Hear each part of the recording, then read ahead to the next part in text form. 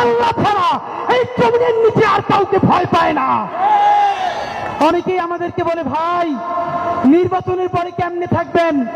আপনাদেরকে একটা কথা বলি, যাদেরকে আপনারা বড় মাস্তান মনে করেন, এই মাস্তানেরা যদি মাস্তানি হইতো, এই মাস্তানেরা মাস্তানি কইরা হাসিনারে পতন করতে পারতো। এরা মাস্তান না, এরা সিটকে চোর, এরা চাঁদাবাজ, এরা ছোট ডাকাত, এরা মাফিয়া, এরা ব্যাংক লুটেরা। বড় অর্থে সার্বভৌমত্ব টিকিয়ে রাখার মাস্তানি করার কোন সাহস এবং শক্তি তাদের নাই। অনেকে আমাদেরকে বলে, অমুক নেতা 15 বছর লড়াই করছে, আর হাতিরা তখন কই ছিল?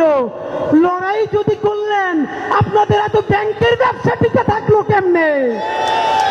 যারা লড়াই করছে, সাতক্ষীরায় আমার ভাই বোনদের বাড়ি লড়াই করার কারণে বুলডোজার দিয়ে ঘুরাই দেওয়া হয়েছে। এই ঢাকায় যারা স্বাধীনতার পক্ষে দাঁড়াইছে, হেফাজতের রাত্রে মানুষের পক্ষে দাঁড়াইছে, তাদের ব্যবসা বাণিজ্য লুট করা হয়েছে। তাহলে এত বড় বিপ্লবী এখন হইলেন, এতগুলো ব্যাংক, এত বীমা, ঢাকায় এত হোটেল, এত ব্যবসা বাণিজ্য কেমনে চালাইলেন ভাইরা? এই সব কথা বলে আমাদের পিছনে লাগে লাভ নাই। নতুন আমাদের চরিত্র হননের জন্য টোকাই, ভালো কাপড় চুপুর পরলে চেহারা ভালো হইলেই এলিট হয়, পশ হয়, এই চিন্তা বহু আগের দিন গেছে। শুনেন, মানুষ এলিট হয় তার চিন্তায়, মানুষ এলিট হয় তার মনস্তত্ত্বে।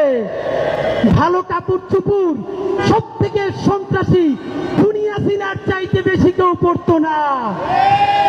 800 ভরি স্বর্ণ দুনিয়া সিনার ছিল, এর মানে সোনাদানা দিয়ে যদি এলিট হয়, হাসিনার চাইতে বড় কোনো এলিট নাই।